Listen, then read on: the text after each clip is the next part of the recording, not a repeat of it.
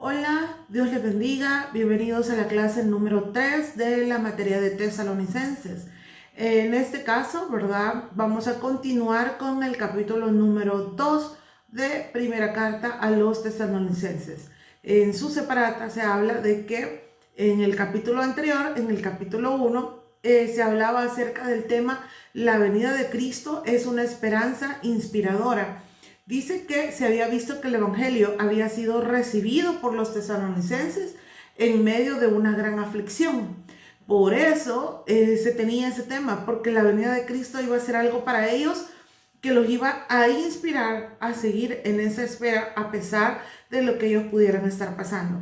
Si leemos el versículo 1, dice: vosotros mismos sabéis, hermanos, que nuestra visita a vosotros no fue en vano. Eso es lo que les dice Pablo. Ahora, esta última palabra que significa vano, quiere decir vacía, es decir, sin resultados. Pablo quiso decir lo siguiente: cuando nosotros os visitamos no fue simplemente para presentaros alguna proposición teórica. No llegamos para afirmar algo nuevo y novedoso que no os afectara en nada. Nuestra intención no fue entreteneros por un tiempo para luego irnos. Es decir, la obra de Pablo no fue inútil. Cuando él llegó a Tesalónica, impactó a muchas personas, llevándolas al conocimiento de su Salvador Jesucristo, y ello causó la existencia de una iglesia.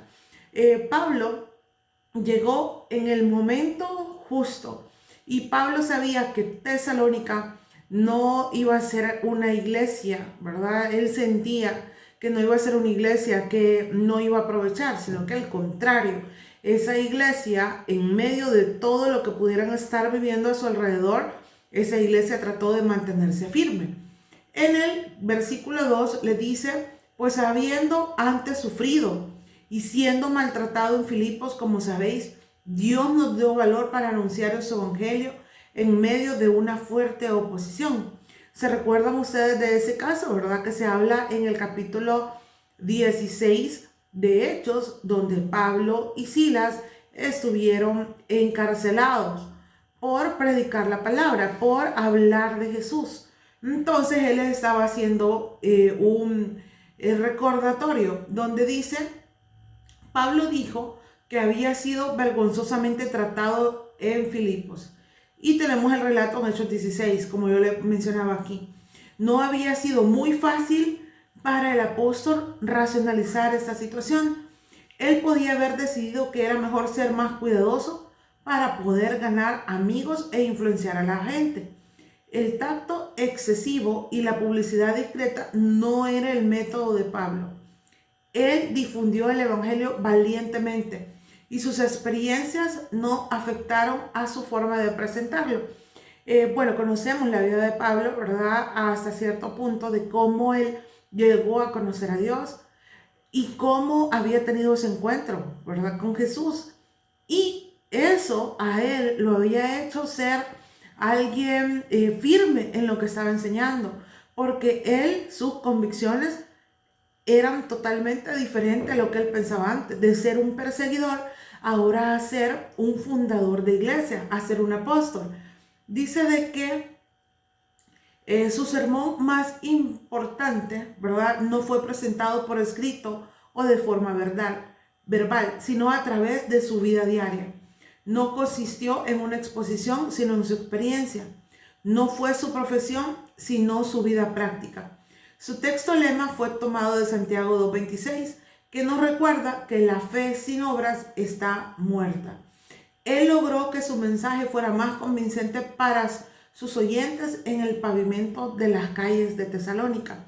Como vuelvo y les repito, o sea, el mensaje que Pablo daba, en realidad lo hacía porque él sabía, ¿verdad?, lo que él había sido antes y cómo Dios estaba usando su vida para poder bendecir a otros a través del evangelio. En el versículo 3 dice: nuestra exhortación no procedió de error, ni de impureza, ni fue por engaño. El contenido, dice, de la exhortación de Pablo no estaba adulterado. Pablo no suavizó el mensaje del evangelio y no lo modificó para adaptarlos a grupos diferentes. Y creo yo que es parte de lo importante de que Pablo era alguien que su mensaje lo mostraba tal como era. Acá dice que él no andaba con cosas así como decimos nosotros de doble sentido. Voy a decirle a Juan para que entienda a Pedro, o a Pedro para que entienda a Juan, no sé cómo específicamente es el orden, pero Pablo decía las cosas de forma directa, tal y como lo dice la palabra. Dice que él no trató de adaptarse a diferentes grupos, sino que él lo hacía de manera general. Él no venía y hacía como distinción de personas. Dice, está claro que el apóstol Pablo para la presentación del evangelio era siempre clara y directa, sin ocultar ningún aspecto del mensaje, indiferentemente del grupo al que él estuviera hablando. Y quizás eso es algo muy importante que tenemos que aprender de Pablo, ¿verdad? Tratar de ser muy objetivos cuando nosotros llevamos la palabra de Dios donde quiera que sea, ¿verdad? Hablar lo que dice la palabra de Dios, no solamente porque es alguien especial a quien no queremos dañar con lo que dice la palabra, vamos a cambiarla, no, sino que la palabra de Dios es la palabra de Dios y tenemos que decirla tal cual está escrita. Dice el versículo 3, destaca que su exhortación no procedió de impureza. El significado de esta palabra contiene la idea de sensualidad. Pablo no estaba motivado por la codicia, no fue a Tesalónica por la ayuda económica ni por la notoriedad que él alcanzaría. No estaba procurando ser servido, sino servir. Y eso es lo que vino Jesús a hacer. Y eso es lo que nosotros tenemos que hacer, ¿verdad? Aun cuando nosotros podemos llevar la palabra a otros lugares, el objetivo no es que nos atiendan a nosotros como las personas que llevamos el privilegio de predicar, sino que al contrario, ir y servir a los que están allá. En el versículo 4 dice, al contrario, si hablamos es porque Dios nos aprobó y nos confió el evangelio. No procuramos agradar a los hombres, sino a Dios que examina nuestros corazones. De verdad que a mí esto me encanta porque esa es la razón de todo hijo de Dios, ¿verdad? No buscar agradar a los hombres, sino buscar agradar a Dios. Pablo dice, habló aquí de la aprobación de Dios sobre su ministerio. Estaba diciendo que no era un principiante y que no estaba procurando complacer a la gente. No intentaba ganar popularidad de que su nombre fuera famoso. Cuando predicaba, no estaba pendiente ni tratando de averiguar lo que la gente pensaba de él, sino más bien lo que Dios pensaba de él. Entonces, en el versículo 5 dice, porque nunca usamos de palabras lisonjeras, como sabéis, ni encubrimos avaricia. Dios es testigo. Pablo estaba demostrando acá que lo que él decía una vez más, ¿verdad? No era por hacer quedar bien con alguien, sino que lo hacía porque la palabra de Dios así lo hablaba. Dice que otra versión que me gustó mucho dice que se menciona, como sabéis, nunca hemos recurrido a las adulaciones ni a las excusas para obtener dinero. Dios es testigo. Entonces, Pablo siempre habló con total sinceridad. En el versículo 6 dice, tampoco buscamos gloria de los hombres, ni de vosotros, ni de otros, aunque podíamos seros carga como apóstoles de Cristo. Vea que nuevamente, y creo que cada versículo lo dice Pablo, él no quería que la gente lo tuviera como alguien en un alto puesto, por decirlo así, ¿verdad? Sino que lo vieran como él era, como era un apóstol de Jesús que había venido a servir. Y en el versículo 7 dice, antes bien, nos portamos con ternura entre vosotros, como cuida una madre con amor a sus propios hijos. Esta imagen entrañable que transmite esas palabras nos describe la relación del apóstol con los miembros de aquella iglesia de Tesalónica.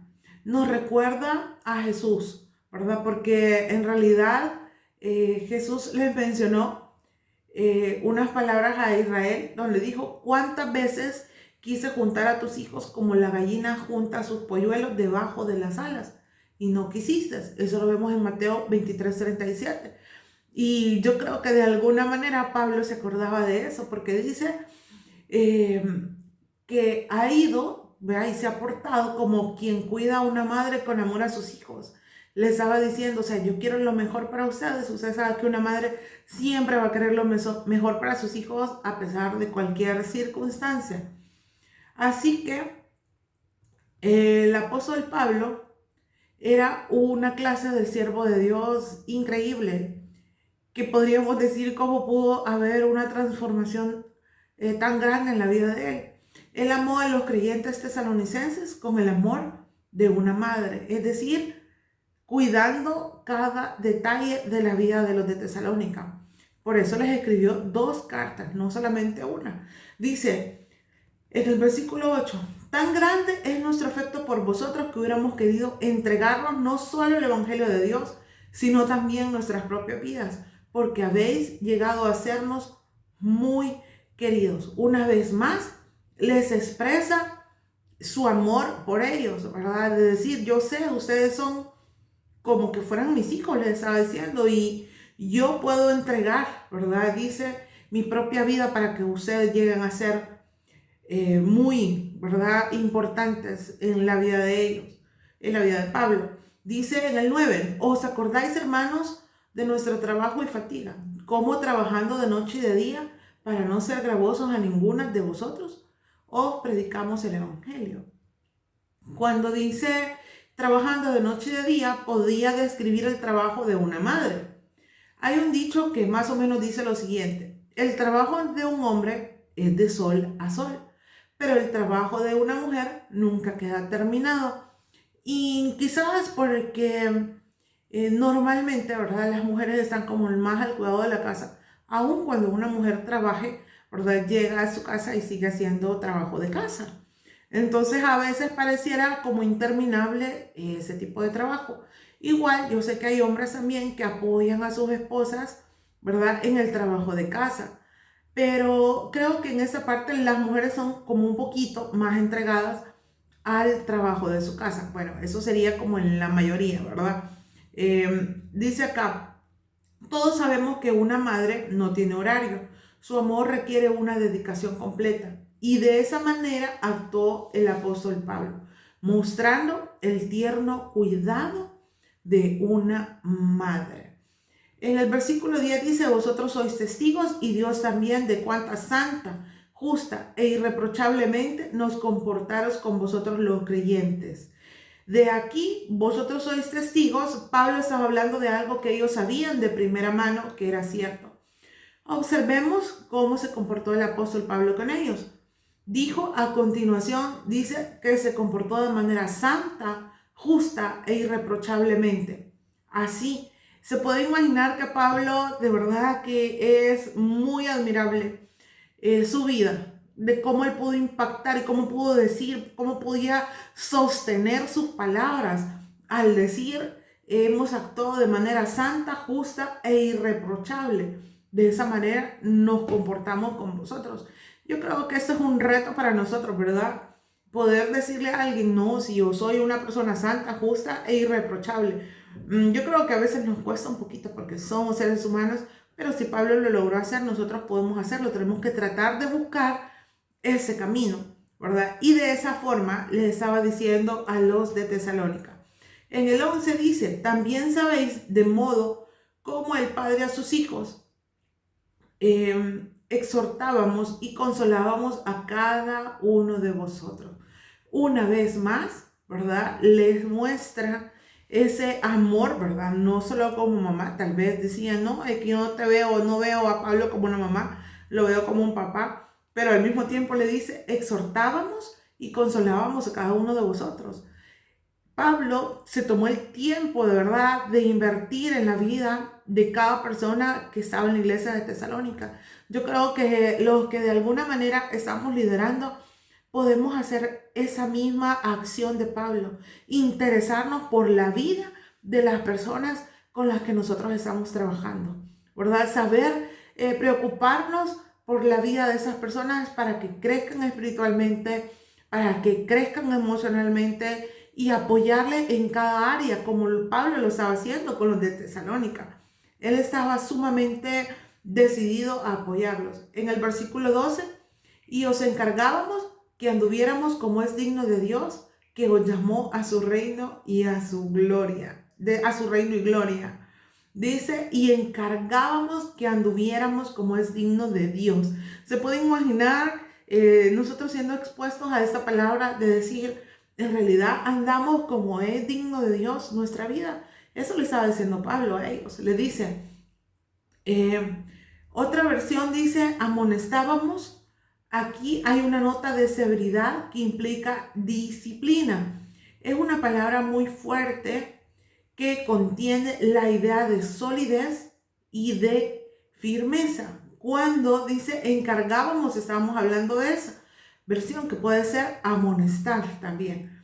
En este versículo 12 dice, y os encargábamos que anduviéramos como es digno de Dios. Esto mismo fue lo que Pablo escribió a los Efesios en el 4:1, donde le dice, yo pues, preso en el Señor, os ruego que andéis como es digno de la vocación con que fuisteis llamados.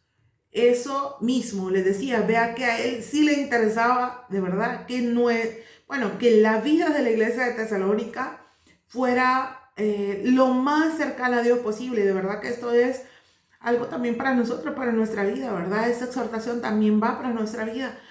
Yo sé que a veces le fallamos a Dios, pero Él es nuestro abogado. Podemos ir a Él, acudir a Él, encauzarnos nuevamente, seguir el camino que Dios tiene para nosotros, porque somos nosotros los que nos desviamos, los que nos salimos del huacal, como muchas veces dicen. En el versículo 13 dice, por lo cual también nosotros damos gracias a Dios sin cesar, porque cuando recibiste la palabra de Dios que oíste de nosotros, la recibiste no como palabra de hombres, sino según es en verdad la palabra de Dios, la cual actúa en vosotros los creyentes. Dice acá que el aspecto fraternal del servicio cristiano dentro de la iglesia fue representado por el Hijo en la familia. ¿Por qué? Porque nosotros nos damos cuenta de que acá dice, ¿verdad? Que nosotros recibimos, bueno, acá que recibieron, más bien los de Tesalónica, por cuanto recibiste la palabra de Dios, que oíste de nosotros, la recibiste no como palabra de hombre, sino según es en verdad la palabra de Dios. Y esa es la forma en la cual el evangelio debe ser presentado. Si alguien está presentando el evangelio, lo está comunicando con el poder divino. Su mensaje debería de ser recibido como la palabra de Dios. Y eso es básico e importante que nosotros podamos reconocerlo. En el versículo 14 dice, vosotros hermanos, vinisteis a ser imitadores de las iglesias de Dios en Cristo Jesús que están en Judea, pues habéis sufrido de los de vuestra propia nación las mismas cosas que ellos sufrieron de los judíos. Vea que vinisteis a ser, dice, imitadores de las iglesias de Dios en Cristo Jesús que están en Judea, pues habéis sufrido de los de vuestra propia nación las mismas cosas que ellos sufrieron de los judíos. Les estaba diciendo, no solamente son ustedes, también hay otros que están pasando circunstancias difíciles. Vea que acá en ese versículo dice, comienza diciendo hermanos. Y hay una pregunta muy importante, dice, ¿qué convierte a los seres humanos en hermanos? Bueno, hay dos cosas que crean esa relación de hermanos. Indiferentemente de la raza o el color de la piel, es cierto que todos han pecado y están privados de eso, vean, de lejos de Dios, están lejos de la presencia gloriosa de Dios. Nadie puede estar incluido en esta, puede evitar estar incluido en esta categoría. Ahora, si se nos permite la expresión, somos una fraternidad de pecadores, por así decirlo, ¿verdad? Eso nos mantiene juntos, o sea, pecamos y pues todos somos pecadores. Ya que es una fraternidad de personas unidas por la realidad del pecado, nos constituye una fraternidad unida por el amor, porque si el pecado nos une, así también el amor de Dios que ha sido depositado en nosotros también nos une. Y en consecuencia hay que tener cuidado con un hermano de esa fraternidad, es decir, con otro ser humano, porque no siempre se podrá confiar en él. Significa que si todos estamos juntos y actuamos como hermanos, vea, todos podemos pecar como hermanos, definitivamente que sí. Uno llama al otro y el otro, y no podemos juntar para pecar, pero también nos podemos juntar para venir a la casa de Dios, para aprender más de Dios, hacer todas esas cosas que nos hacen hermanos en realidad. Dice acá en los versículos 15 y 16. Estos, dice, mataron al Señor y a sus propios profetas, y a nosotros nos expulsaron. No agradan a Dios y se oponen a todos los hombres, impidiéndonos hablar a los no judíos para que estos se salven. De esta manera colman siempre la medida de sus pecados, pues vino sobre ellos la ira hasta el extremo. Dice que se considera que ese es un pasaje muy destacado de la Biblia. Nos revela un gran principio, y es que Dios permite que el pecado continúe su curso completo. La figura retórica que usaron los profetas era: la copa de maldad debía ser llenada. Dios está permitiendo que esa copa se llene, es decir, Dios no detiene ese proceso, porque si Él lo hiciera, creemos que la gran tribulación sería el periodo de tiempo en el que Dios permitirá que Satanás dé rienda suelta a su actividad. Por eso dice acá, ¿verdad?, que hay un tiempo y un momento en el que eso va a cesar, y va a ser en el momento, ¿verdad?, en el que podamos estar listos nosotros para irnos con Jesús. Y entonces comienza Satanás, ¿verdad?, acá en la tierra a gobernar prácticamente. Entonces es importante que podamos distinguir en qué lugar nosotros queremos estar, si con Jesús o en la tierra sufriendo, ¿verdad?, cuando Satanás haga lo que quiera, porque va a tener un tiempo, la misma palabra lo dice. Luego en el 17 dice: en cuanto a nosotros, hermanos, separados de vosotros por un poco de tiempo de vista, pero no de corazón, deseábamos ardientemente ver sus rostros. Vea que otra vez el apóstol usó la palabra hermanos, que nos habla de la verdadera hermandad. Cuando una persona está en Cristo, unida a Cristo, es hermana de todas las otras que están unidas a Cristo. Fuera de Cristo solo queda una fraternidad de pecadores. Nosotros somos hermanos, de verdad, hermanos, y porque tenemos un mismo Padre, y haremos las cosas que nuestro Padre dice que debemos de hacer. Y en el versículo 18 dice: por eso quisimos ir a vosotros, yo Pablo, ciertamente, una y otra vez, pero Satanás nos estorbó. Pablo tuvo un discernimiento espiritual para ver que era la estrategia de Satanás la que le impedía volver a Tesalónica. La palabra Satanás realmente significa adversario. Creemos, ¿verdad?, y sabemos que en la actualidad Satanás siempre va a tratar de estorbarnos en todas las cosas buenas que nosotros queramos hacer para Dios. Nos va a estorbar cuando nosotros queramos ir a la iglesia, nos va a estorbar cuando nosotros queramos orar, nos va a estorbar cuando nosotros queramos leer la palabra. Viene un sueño profundo en nuestras vidas y todo eso. Y en realidad, ¿qué es lo que sucede? Es Satanás queriendo estorbar que la palabra de Dios penetre en nuestras vidas, que nosotros podamos acercarnos a Dios. Por eso nosotros tenemos que ser personas de verdad muy enfocadas en Dios, que Él sea el centro de todo. Y cuando lleguen esos momentos en los que Satanás quiere estorbar nuestra vida, identificarlos y saber quién es el que está actuando y queriendo que nosotros nos desviemos un poco. Gracias por llegar hasta acá. Nos vemos en la próxima.